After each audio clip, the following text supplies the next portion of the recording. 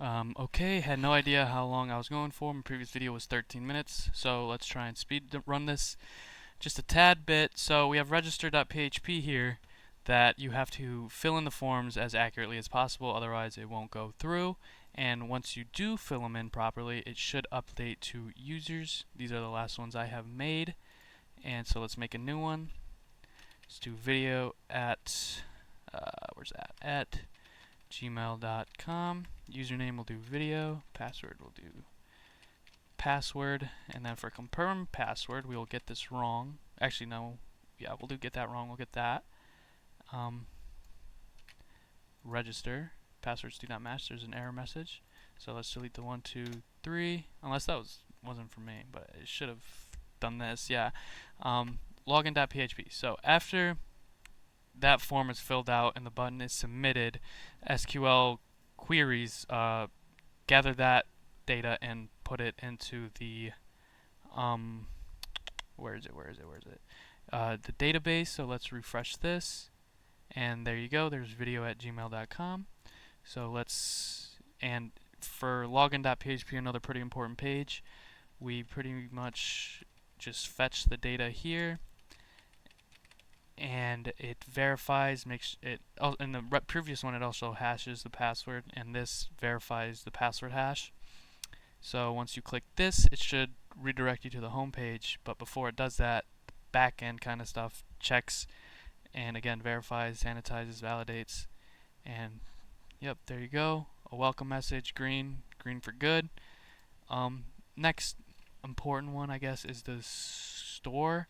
So this also fetches from our products, and it displays the name of the product, or at least the ones that are just declared visible. And you can sort them with, these categories. So we'll do outdoors, we'll do ascending price, and we'll filter it. And there's 3 here. It's ascending, so it should be cheapest first, I think. Yeah. So $7.99. We go back. Fishing rod, $50, and then large camping tent. And the product details page essentially just grabs this, and then displays all the things we have. I'll show you what the products look like.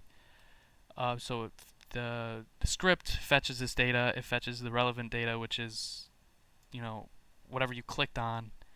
It's going to have the product ID, and that's how it grabs this. It doesn't go by product name, it grabs by product ID to link you to the correct product details page. And then it will give you all this, and it is visible, but if you go all the way to the end, 1 is for true, which means it is visible, and 0 is for false, which means it isn't. So look at this one.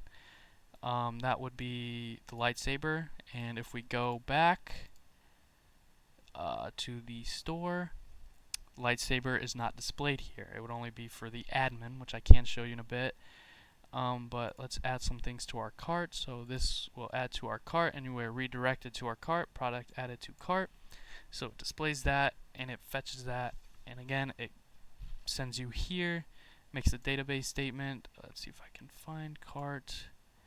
Yeah, starts the session, make sure you're logged in. By the way, if you're not logged in, we have this, log in to access your cart, red, it should pop up as red, and it will redirect you to login.php. You have all this code to pretty much just, if you choose update, it will update. So we'll go to update, and then the specified request from these buttons will go through the script function of it. And if you wanted to remove this, it would completely remove. This is pretty much simple math. You take the desired quantity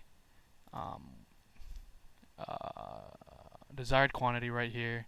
You set it to 0 because if there's nothing, then or if it is 0, sorry, then it will just complete. And you click update, it would remove it, but it didn't work for me. Yeah. And then if you want to remove all items, that is also another function where it will just remove it, and then your cart is empty and all items removed from your cart. There you go. There's logout. If we have some time, I will go to the admin part, which was actually pretty hard to make function properly. Oh shoot, I didn't even check the edit profile. Well, edit profile works very similar to the admin products for editing products. It gathers the data and it grabs the current password, and if the current password isn't correct, then everything else doesn't work.